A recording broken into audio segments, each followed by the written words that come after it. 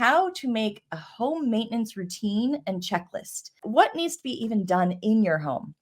And right now, I will use our home maintenance and cleaning checklist pack as an example. So, some of the things that you will want to make sure are getting done on a regular basis, or at least checked, your AC filters, any of that HVAC system in your home. At the same time, I do any HEPA filters, all those different types of filters in the home. Also, monthly, it's a good idea to clean the kitchen sink disposal. If you clean it once a month, then you are less likely to wear down the motor from it getting too much resistance from gunk getting built up in it. And then quarterly, wipe down the inside of your refrigerator. And if you're using baking soda or something to keep it fresh, replace that. Flip and or rotate your mattress and vacuum your mattress. And if you have a box spring, your box spring as well. Washing the hood over your stove and oven, and all those ventilation filters that go over that range area.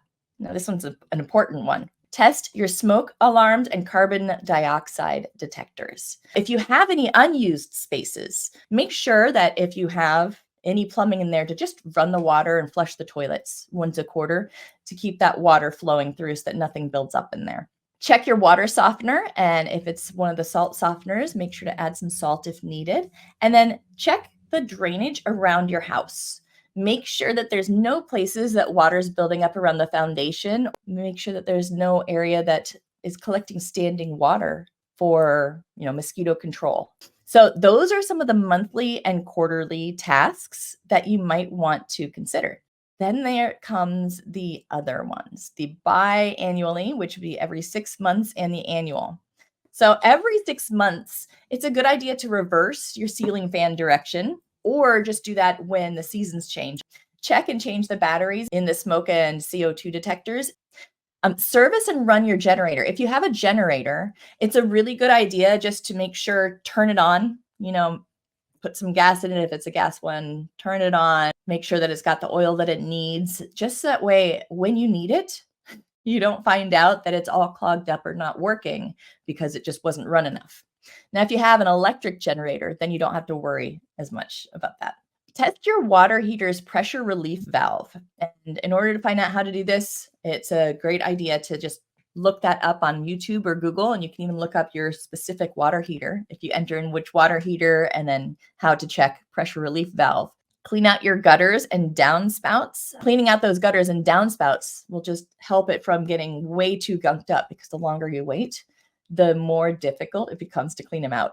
Rake the leaves and aerate the lawn. Vacuum the lint from the dryer vent. Now, this is an important one because it can start a fire if your dryer vents have a lot of buildup in lint and they get blocked or anything like that, or a spark goes near dryer lint, because lint is actually very flammable. Check and clean other exhaust vents that go out of your homes. Vacuum your refrigerator coils, because otherwise they get all gunked up and it won't work as efficiently, and your refrigerator will actually not last anywhere near as long if you aren't taking care of that part of it. Flush the hot water heater so that you can remove any sediment. And then, of course, there's the cleaning, making sure to do some deep cleaning. It's completely up to you and what your preference is about how deep you clean, how often you deep clean, what types of things you deep clean. But within the checklist pack, I just went ahead and I did monthly deep clean checklist, quarterly, biannual, annual, and I broke it out by room. So that way, if it applies to you, great. If it doesn't, you can just check that right off. But there's also some blanks for if you have anything special for you.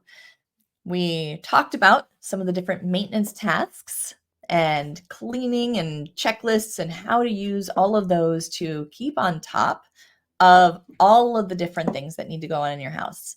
But remember, I don't want you to feel overwhelmed. When you have something like a list, a checklist where you can quickly see what needs to be done, that makes it so much less stressful, because then you can see what's actually a priority and use what limited time you have wisely. So if you don't get through everything each month or each year, it's okay. It is not a problem.